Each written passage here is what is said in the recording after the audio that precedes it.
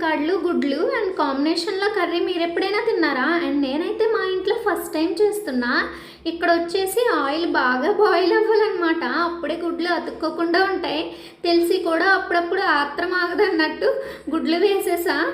మునంకాడ curry మా husband తినరనమాట. తినరని తెలిసినా కూడా నేను ఒకరోజు బాక్స్లో పెట్టేసా. తప్పదు అని చెప్పి తినేశారు. నచ్చిందనుకుంటా. నెక్స్ట్ టైం మార్కెట్కి వెళ్ళినప్పుడు మునంకాడలు వద్దండి మీరు తినరు కదా అని అంటే తీసుకో తింటా అని అయితే చెప్పారు. ఐడియా బాగుంది కదా, సో మీరు ట్రై చేయండి.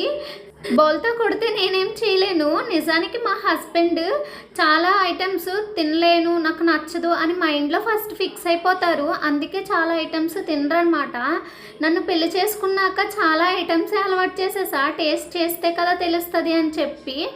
మునంకాడ ఎగ్ కర్రీ అయితే చాలా టేస్ట్గా వచ్చింది. మేము ఇది 2 పూట్ల తిన్నాము. అండ్ నా కర్రీ కోసం ఒక లైక్, సబ్స్క్రైబ్. Bye bye.